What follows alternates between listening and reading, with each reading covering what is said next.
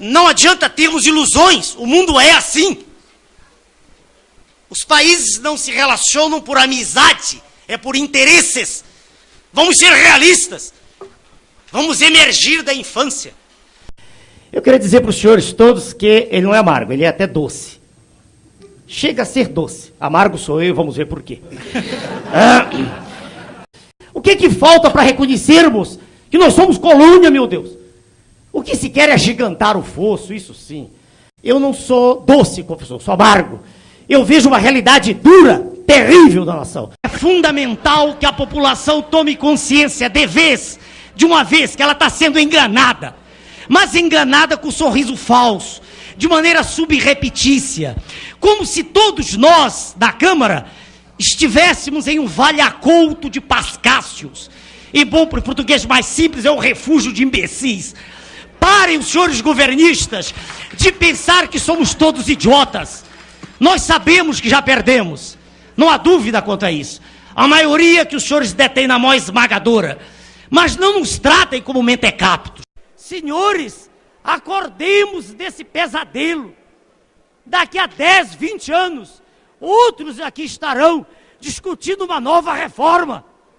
Uma nova para reformar não sei mais o que, para entregar a Amazônia, talvez.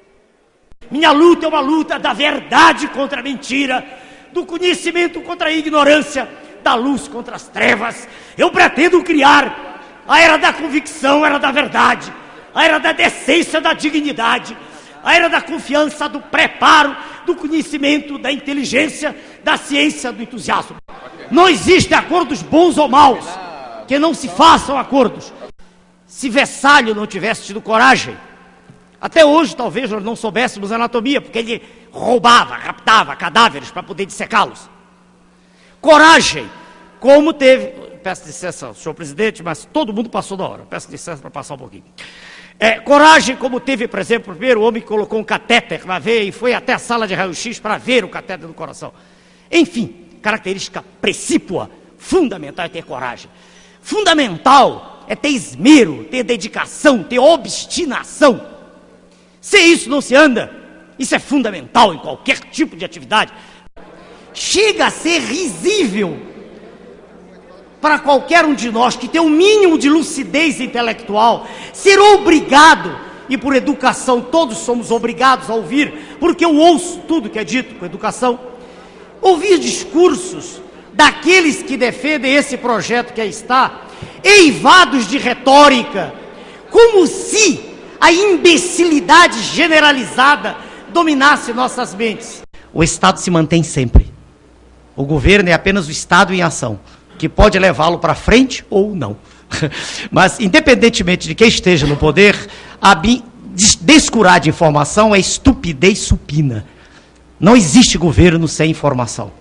Paremos, perdoe-me, com hipocrisia. Tudo está piorando a olhos vistos. Tudo mais é conversa fiada. É um abuso de retórica. Retórica extraordinária que eu tenho o dever e a obrigação de elogiar, mas é também minha obrigação deixar claro, de maneira inconteste aqui, que o meu respeito não é, de maneira nenhuma, uma vacina contra a minha capacidade de pensar. Renuncie, presidente! Presidente, mostre à nação que Vossa Excelência crê no Brasil. Reconheça de público que Vossa Excelência não tem condições para conduzir o barco. Diante de tanta iniquidade, eu me levantei logo no início da exposição, irritadíssimo, como só ocorrer, quando me defronto com a desídia governamental, com a absoluta incúria, com a falta de cuidado com os direitos dos brasileiros.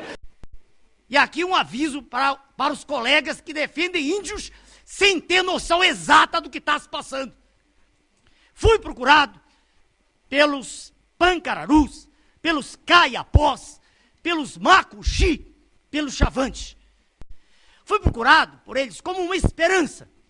Está na hora de nós acordarmos, darmos as mãos para os índios. Muitos deles estão aqui para os garimpeiros, no sentido de que se possa, isso sim, nós todos juntos lutarmos contra esse poder mundial hediondo que está tomando a nossa terra com a desculpa de que está defendendo índios. Exatamente isso.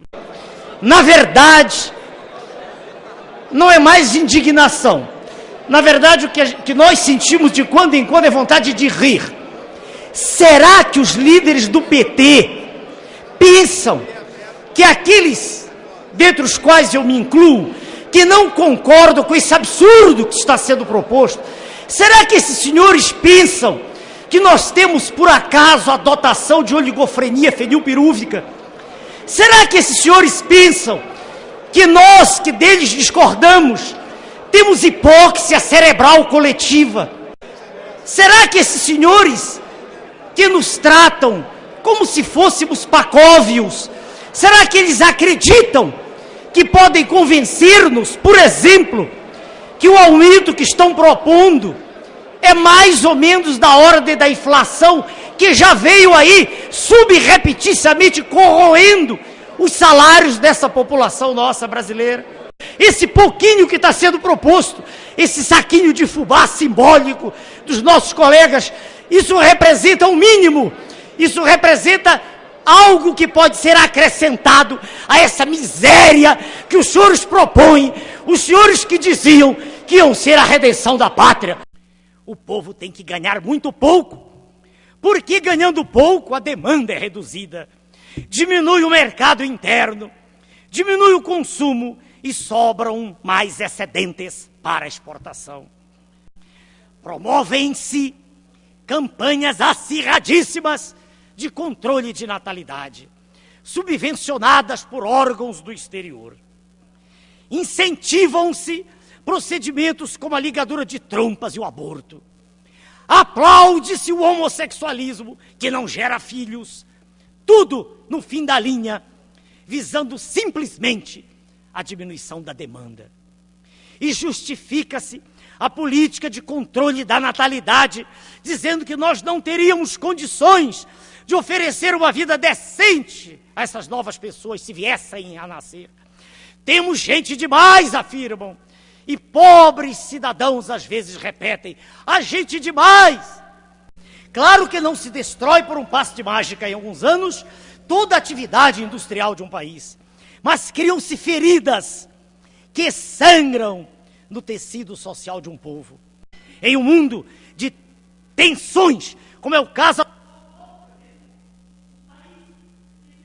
continentais como o Brasil, precisa estar preparado para a eventualidade de, a qualquer momento, sermos submetidos não mais apenas à rapinagem financeira, mas sofrermos, sem aviso prévio, uma ameaça à perda de parte do nosso território.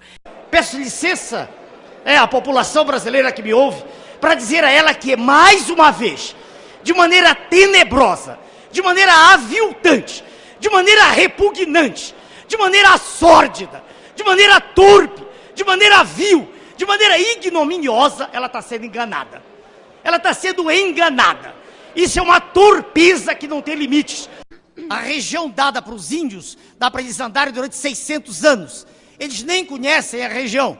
Tudo isso está altamente programado por um poder alienígena monstruoso que tem interesse, isso sim, nas jazidas riquíssimas que estão no subsolo brasileiro.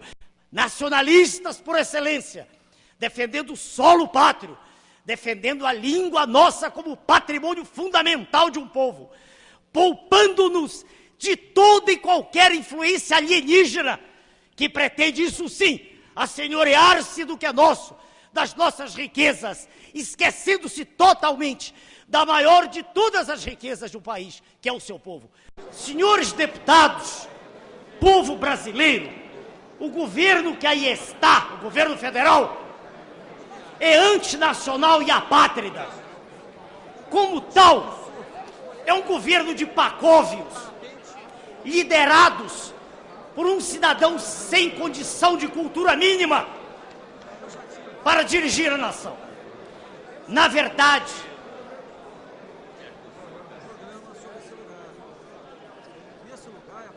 o que faz Sua Excelência o Presidente da República é seguir o comando daqueles que o seguem. Ele não pensam em seu lugar. Não decidem em seu lugar. Não governa, governam em seu lugar. Na verdade, está certo o professor Osíris quando diz que o verde alimentou, o verde do gramado, da esplanada dos ministérios, alimentou aqueles que editaram a medida provisória. Na verdade, deve ter havido uma mutação na configuração gênica dos cistrões dos dirigentes da pátria. Houve uma mutação. Mutação em que, na mudança de posição de uma base nitrogenada, criou-se uma enzima, uma nova enzima que permitiu que se digerisse a celulose. E assim, alimentando-se da grama do Planalto, foi editada a MP 258. Eu preciso dizer agora para os meus eleitores de todo o Brasil, o importante é que, com barba ou sem barba, eu continuo sendo o mesmo. E nunca disse esta frase, nunca disse isto nesta tribuna. Meu nome é Enéas.